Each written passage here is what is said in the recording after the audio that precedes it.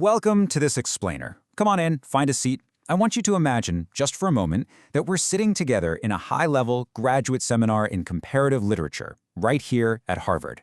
Settle in because today we're interrogating a truly profound cultural artifact. We are going to be analyzing the Maithili e-journal Videha 17. And look, we aren't just skimming a magazine here. We are dissecting a monumental text that captures the very soul, the friction, and the evolution of an entire regional language. It's literally a masterclass in how literature survives and, honestly, how it thrives. Okay, so here's our syllabus for today's literary deep dive. We'll start with the digital archive, move into existentialism and Arvind Thakur, explore the aesthetics of Madhup, tackle modernity versus tradition, and finally, look at the future of Maithili. Module 1. The Digital Maithili Archive. Let's talk about preserving a language. You know, historically, regional dialects face a literal existential threat: digitize or disappear. It's that simple.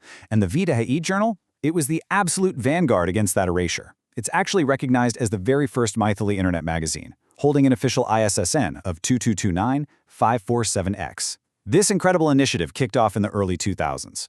And the fact that it's preserved on the Wayback Machine, well, that represents a monumental victory for the digital humanities. It created an indestructible home for the Maithili script and its cultural consciousness right on the internet. All right, moving to Module 2, Existentialism in Arvind Thakur. Now, we really need to put on our analytical hats for this one. The journal deliberately titles this critique in opposition to darkness. Thakur isn't just writing your standard, run-of-the-mill pastoral poetry. No, this is gritty, modern rebellion. He is dissecting marginalization, societal rot, and really the agonizing realities of modern existence. He's actively positioning his pen directly against the encroaching shadows. Now, what's genuinely fascinating here is the sheer audacity, the scale of the academic comparison being made by the critics. They are unpacking Thakur's vernacular work by juxtaposing him directly with absolute global literary titans. We're talking Jean Genet's narratives of the marginalized, Anton Chekhov's brilliant psychological realism, and Jean-Paul Sartre's deep existentialism. By doing this, they are proving without a doubt that Maithili literature possesses massive, universal thematic gravity. To really get to Gore, we have to lean into these global frameworks. His poetry is just steeped in existential dread, that profound isolation of the individual and the total deconstruction of modern society. He essentially strips away all the cozy romanticism of the Indian village to expose the raw, uncomfortable truths of the human condition, and he's doing it using the precise mechanisms of European existentialists. It's brilliant. But let's just pause here for a second.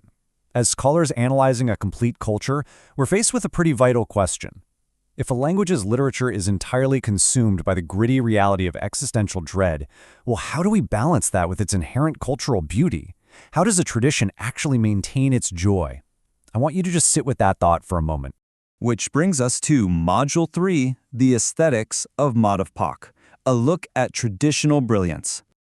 That exact question introduces us to Kashikant Mishra, who is universally revered by his pen name Madhup.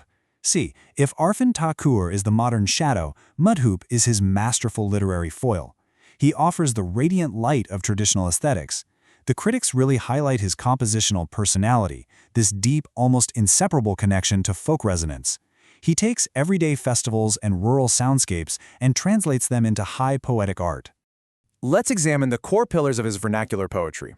We see the vastness of nature, a really profound human compassion, and crucially, Shringara, which is the classic romantic and aesthetic tradition of Indian literature. By fusing these high art concepts with everyday folk rhythms, the journal rightfully elevates Madhup right up there alongside ancient literary deities like Hari Mohan Jha and Vidyapati. So the critics naturally ask, why do we remember Madhup so fondly today? And the answer they provide is just beautiful. It explains that Madhup's traditional songs and his Maithili ghazals aren't just stuffy academic exercises gathering dust in some university basement. No, they are living, breathing art. They naturally resonate in the throats of the everyday folk. They're sung by farmers, by mothers, by children. He literally wrote the soundtrack of the region. Module 4, Modernity versus Tradition. Let's look at this literary dialogue. So we've studied these two opposing forces, and now we need to synthesize them. Here is the high contrast juxtaposition that really defines Videha 17. On one hand, we have the grim realities and deconstructive modernism of Thakur, sitting in direct conversation with the ancient rhythmic preservation of Madhup. Now, this is not a contradiction. Actually, it's a dialectic. The journal forces these two entirely different eras to sit at the exact same table. And when you step back and look at the sheer volume of the index we've pulled these case studies from, it is visually overwhelming, but in the best way imaginable.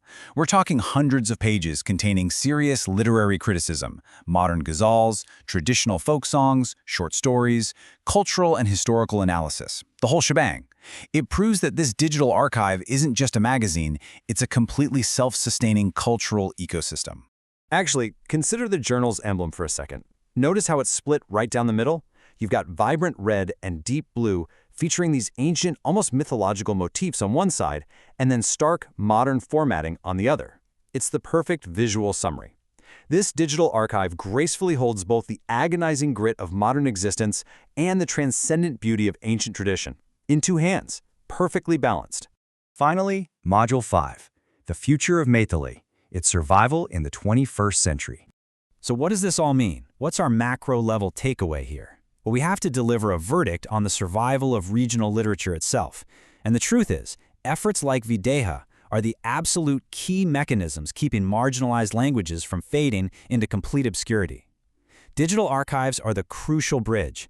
They allow the existentialism of a taku and the folk rhythms of a madhup to bypass local limitations and echo across a global audience, instantly and permanently. It's a real game changer. And that leads me to our final thought for today's explainer. We've seen exactly how Maithili is fighting to maintain its identity, but I want to turn the lens back on you for a second. What happens to the soul, the stories, the specific existential grit, and the aesthetic beauty of your own native language if it isn't meticulously preserved in the digital age?